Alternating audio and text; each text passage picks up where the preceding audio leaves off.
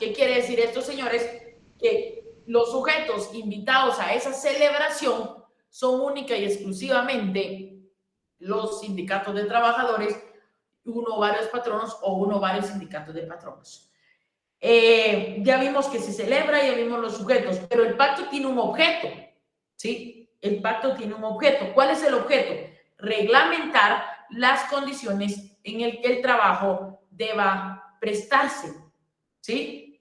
Quiero decirles que el objeto de celebrar un pacto, más allá del mejoramiento de los derechos presentes y futuros, es también reglamentarlos, establecerlos, ¿sí? Establecerlos, y que al momento de establecerlos eso ya pasa a ser parte del ordenamiento interno y es de observancia obligatoria y es de cumplimiento obligatorio, ¿sí? El segundo párrafo. En el segundo párrafo establece que el pacto tiene carácter de ley profesional y todas las normas deben de adaptarse a él. Es una ley profesional. ¿Qué significa que sea una ley profesional, señores? ¿Qué significa que sea una ley profesional? Significa que, en este caso, en su contenido, dentro de su estructura, va a tener considerandos, va a tener disposiciones finales, va a tener disposiciones transitorias y así sucesivamente. Es una ley, ¿sí? El pacto no contiene cláusulas. No obstante que en algún artículo por acá establece que el pacto contiene cláusulas. Es falso. El pacto se establece por medio de artículos. Vamos a leer una definición institucional que recomienda la OIT en el año de 1951. ¿Me ayuda Leonel, por favor, McKinsey, con el artículo, con este párrafo, miren, institucional, con esta definición institucional?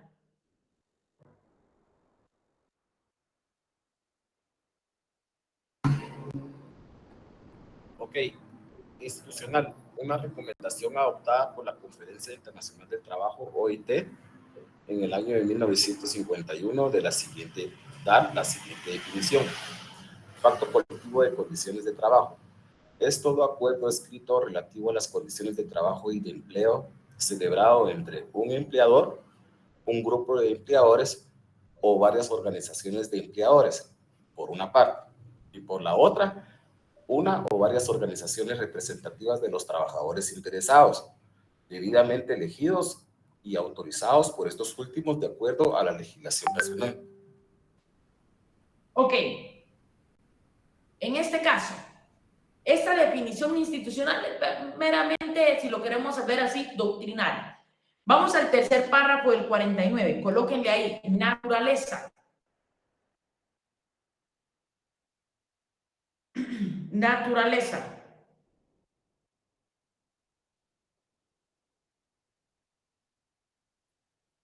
¿Sí? A ver, en este caso, cuando hablamos de la naturaleza de los pactos, vamos a decir que el pacto colectivo, su naturaleza es esencialmente normativa. ¿Por qué? Porque por medio de los pactos lo que viene es, más allá de mejorar, si un trabajador, por ejemplo, tiene derecho a 15 días de vacaciones según el Código de Trabajo, y si en el pacto se establece, por ejemplo, que ahora tiene 20 días, es normar esos 20 días, es regular esos 20 días, ¿sí?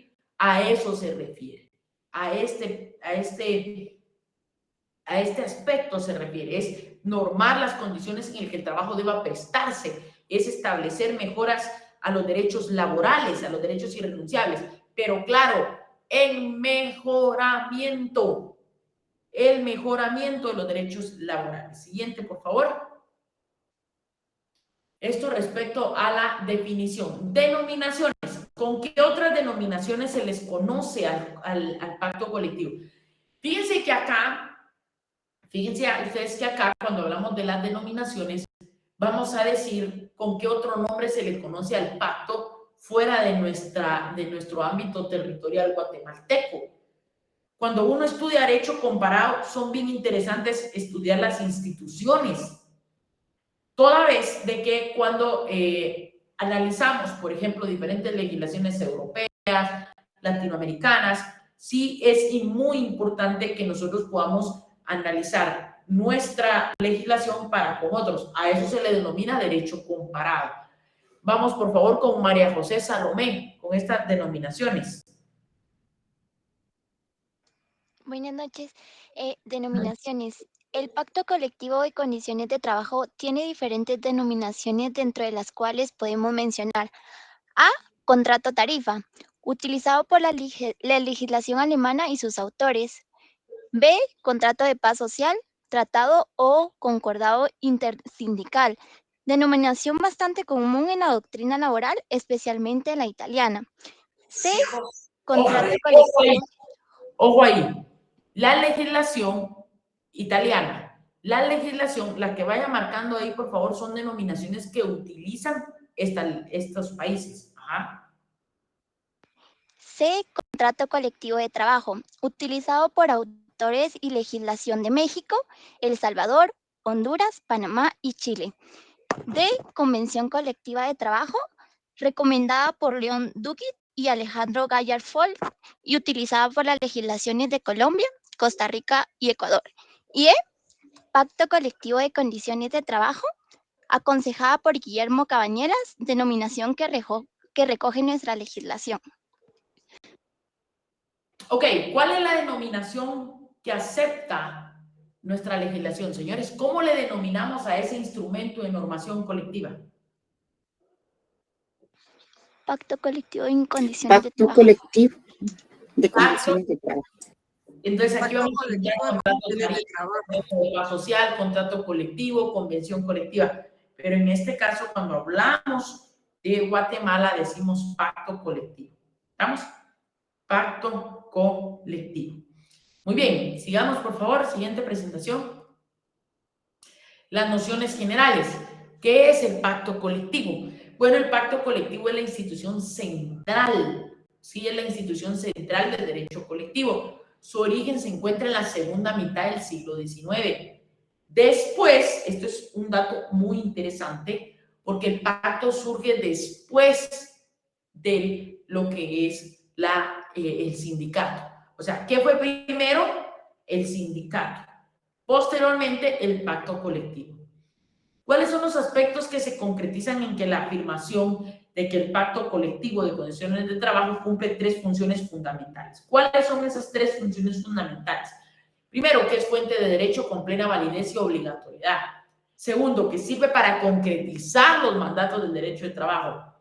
Y mejora en favor de los trabajadores del derecho legislado. Señores, todos en esta vida buscamos mejorar, ¿sí? Todos. Usted busca mejorar o superar situaciones o controversias de su vida. Usted busca, en este caso, mejorar sus derechos laborales, mejorar, olvidar a su ex tóxico. Todos buscan mejorar, ¿sí? Todos buscan mejorar en esta vida, ¿sí?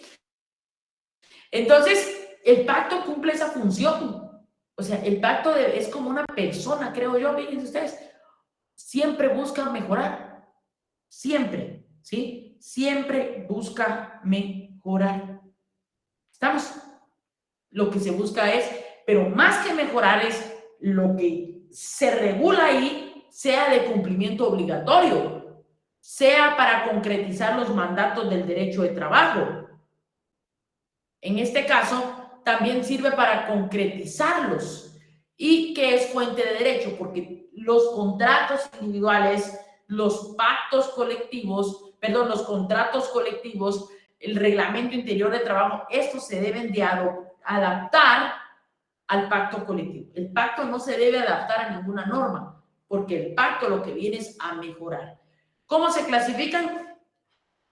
Hay una clasificación doctrinaria. Tenemos los ordinarios y los extraordinarios. Los ordinarios son los de empresa, regulados en el artículo 49. Su duración no puede ser menor de 1 ni mayor de 3. Yo puse 32 acá, me equivoqué. Ni mayor de 3. Y los extraordinarios son los de industria, que estos no pueden ser menor de 1 ni mayor de 5, que son los regulados en el 54. ¿Sí? Siguiente, por favor.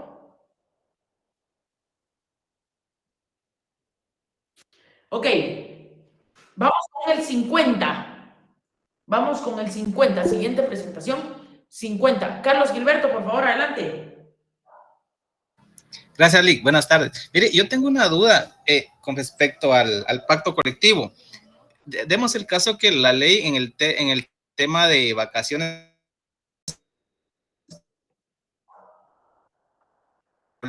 No le escucho, fíjese. Se le fue la señal. 15 días, pero el momento de demandar, perdone, al momento de demandar, se demanda conforme. Se le cortó. Se le cortó. Reformúleme la pregunta. Ok, vamos a ver si me escucha ahí. Bueno, yo le decía que, por ejemplo, el código establece, por decirle algo, 15 días para derecho a vacaciones, pero el pacto colectivo se extiende un poco más y ese se establece por 20 días. Pero al momento de una demanda, ¿es válido demandar sobre los 20 que establece el pacto colectivo o sobre los 15, por ejemplo, que establece el código de trabajo, por decirle algo? Muy bien, buena pregunta, Carlos. Pregunto yo, ¿qué tiene aplicabilidad? Le pregunto, le devuelvo la pregunta con otra pregunta. ¿Sí? En este caso, ¿qué tiene aplicabilidad? ¿El pacto o lo establecido en la normativa?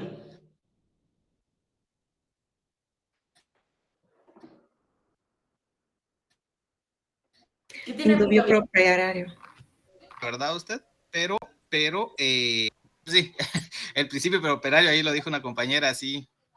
O sea, lo que favorezca al trabajador. Claro, esa es una. Y dos, el pacto colectivo viene a modificar todo, ¿sí? El pacto colectivo viene a modificar todo, ¿sí? Y todas las normativas se deben de acoplar a él. En consecuencia, cuando usted finaliza la relación laboral, Carlos, usted lo va a hacer de conformidad con el pacto, porque entraña mayores ventajas para usted, ¿sí? Porque esa normativa entraña mayores ventajas. ¿Qué quiere decir esto?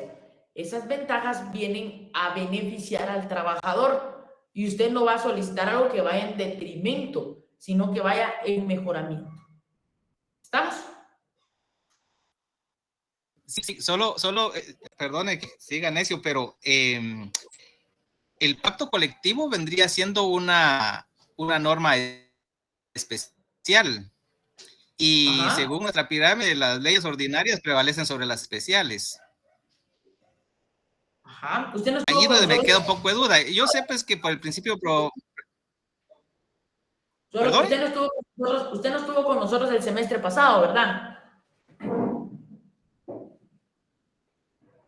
¿Ah? Sí, estuve. Pasar con ustedes otra vez. Sí, estuve, le digo.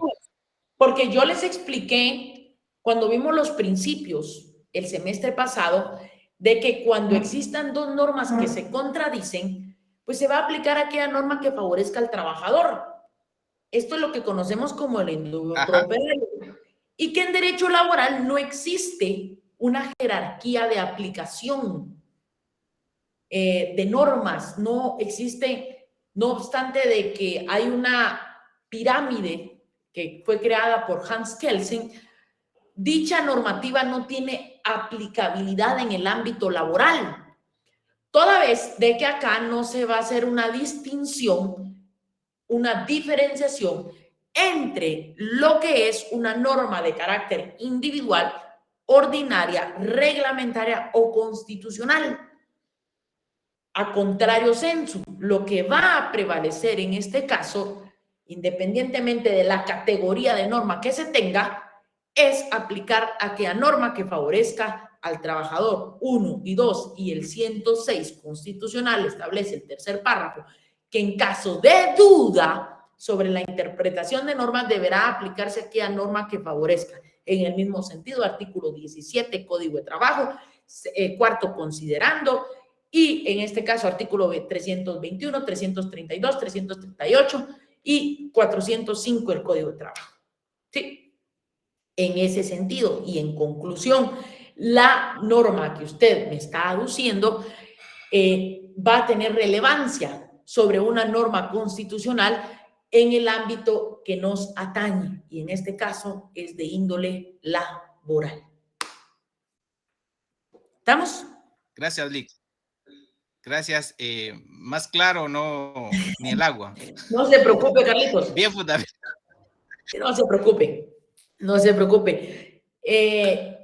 Entonces, ahí está claro. Aplicamos aquella norma. Hoy precisamente tuve 3 audiencias y una de ellas fue en donde un trabajador, el renglón 029, yo le reclamé los derechos contenidos en el pacto, ¿sí? Y tengo la bendición, gracias a Dios, llevar múltiples casos laborales, porque ese es el expertise de su servidor, y ahí reclamo los derechos contenidos en pacto.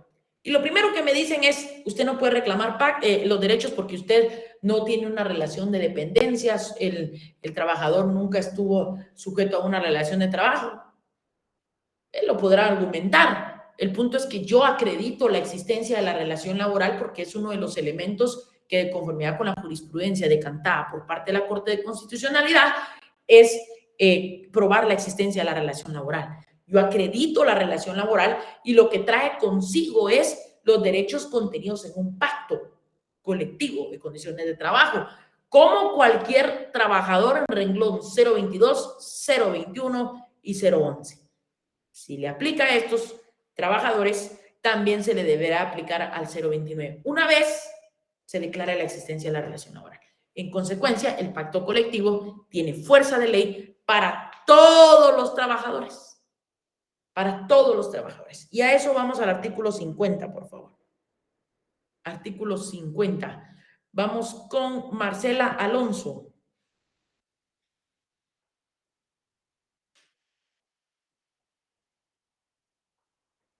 ¿No está? Gladys Stephanie Ramírez.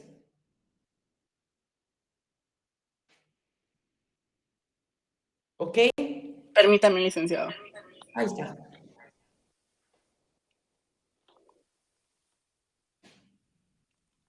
Artículo 50, ¿verdad? ¿Sí? Por favor. Con mucho gusto. Es ámbito subjetivo. Las estipulaciones del pacto colectivo de condiciones de trabajo tienen fuerza para ley, que sería A, las partes que lo han suscrito, B, todas las personas que en el momento de entrar en vigor el pacto trabajen en la empresa o centro de producción a que aquel se refiera en los dichos trabajadores resulten favorecidos y aun cuando no sean miembros del sindicato o sindicatos de trabajadores que lo hubieran celebrado. Y C, los que concierte en los futuros contratos individuales o colectivos dentro de la misma empresa o centro de producción afectados por el pacto en el concepto de que dichos contratos no pueden celebrarse en condiciones menos favorables para los trabajadores que las contenidas en el pacto colectivo. Ok. En este caso, ¿a quién va a beneficiar el pacto? A los trabajadores. Ok. ¿Pero qué trabajadores?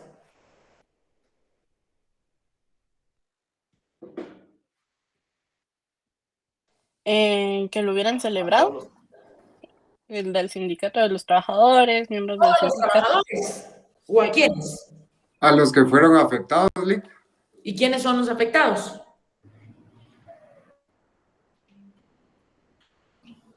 Yo considero que serían todos los trabajadores. Todos los trabajadores. Como lo indica acá, que Todos. el entrar en vigencia y los futuros de estar en vigente ese pacto colectivo. Efectivamente, todos los trabajadores, estén o no estén sindicalizados.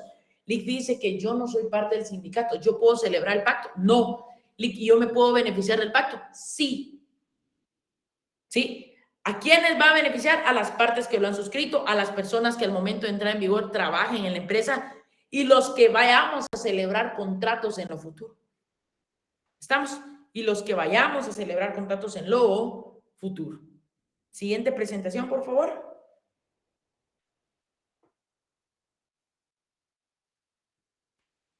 Ok, 51. ¿En qué casos un patrono está obligado a celebrar un pacto? Esa es la pregunta aquí. Vamos con Guillermo Enrique, por favor. 51. Buenas noches, licenciado. Me dijo el artículo 51, ¿verdad? Sí, por favor. Permítame.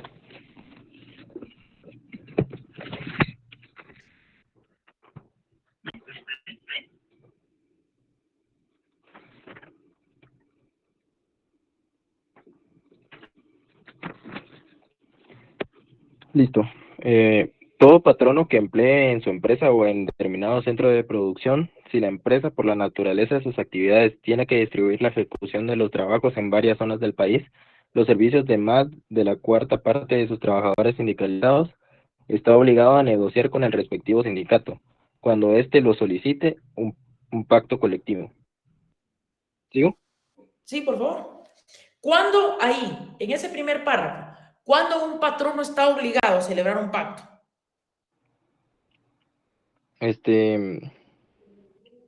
Por la naturaleza de sus actividades. Según este párrafo que Más de la acabamos cuarta parte de sus trabajadores sindicalizados. Cuando más de la cuarta parte del total de trabajadores se encuentre, ¿qué? Sindicalizado. Ojo, ahí está la obligación. Al efecto se deben de observar las siguientes reglas. Colóquenle ahí, reglas. ¿Sí? Reglas. ¿Las leo? Por favor. A. El porcentaje a que se refiere el párrafo anterior se debe calcular sobre la totalidad de los trabajadores que prestan sus servicios en dicha empresa o centro de producción determinado. B. Si dentro de la misma empresa o centro de producción existen varios sindicatos, el pacto colectivo debe negociarse con el que tenga mayor número de trabajadores afectados directamente por la negociación, en cuyo caso no puede celebrarse en condiciones menos favorables para los trabajadores que las contenidas en los contratos vigentes dentro de la propia empresa o centro de producción. C. Cuando se trate de una empresa o un centro de producción que por la índole de sus actividades emplee trabajadores pertenecientes a diferentes profesiones u oficios, el pacto colectivo debe negociarse con el conjunto de los sindicatos que represente cada una de las profesiones u oficios, siempre que estos se pongan de acuerdo entre sí. En caso de que no lleguen a este acuerdo, el sindicato correspondiente a cada profesión u oficio puede exigir que se negocie un pacto colectivo con él, para determinar las condiciones relativas a dicha profesión u oficio dentro de la mencionada empresa o centro de producción. Para la negociación de un pacto colectivo, Pongan atención. Ahí colóquenle en grande un epígrafe. Negociación en vía directa. Negociación en vía directa. ¿continúo? Por favor. Para la negociación de un pacto colectivo de condiciones de trabajo, el respectivo sindicato o patrono hará llegar a la otra parte para su consideración por medio de la autoridad administrativa de trabajo más próxima el proyecto de pacto a efecto de que se discuta en la vía directa o con la intervención de una autoridad administrativa de trabajo o cualquiera otro u otros amigables componedores. Si transcurridos 30 días después de prestada la solicitud por el respectivo sindicato o patrono, las partes no han llegado a un acuerdo pleno sobre sus estipulaciones, cualquiera de ellas puede acudir a los tribunales de trabajo, planteando el conflicto colectivo correspondiente, para que se resuelva el punto o los puntos en discordia. Para este efecto, de ser posible, junto con el pliego de peticiones, se presentará la comprobación de los puntos convenidos, especificándose en dicho pliego a aquellos otros respectos a los cuales no hubo acuerdo. Si no pudiere presentar tal comprobación, en el pliego de peticiones se hará constar los puntos en que existe conformidad y en los que no la hay, a fin de que el Tribunal de Conciliación pueda comprobar estos extremos. El procedimiento que se seguirá en este caso es el contemplado en el título 12º de este código. Ok, pregunto acá. Gracias, compañero. Si hay varios sindicatos en el lugar de trabajo, ¿con quién negocio el pacto? El que ¿Con tenga quién? más sindicalizados, más personas ¿Con quién? Que sindicalizadas. tiene mayor número de afiliados. Va, perfecto. Les explico.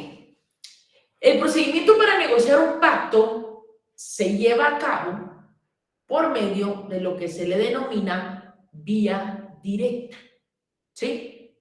Lo que se le denomina como vía directa.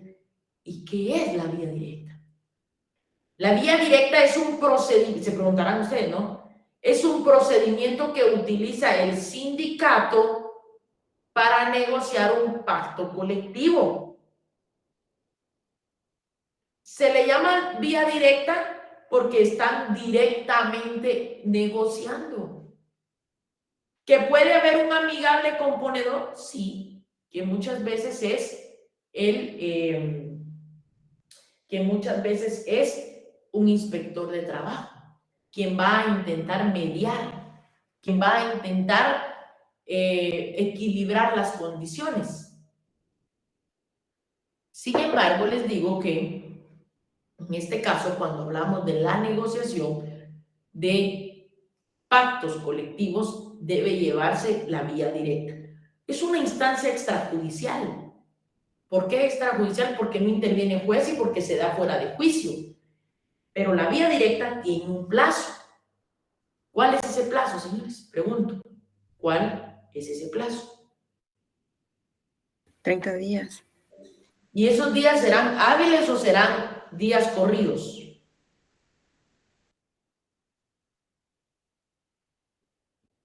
¿Qué dicen ustedes?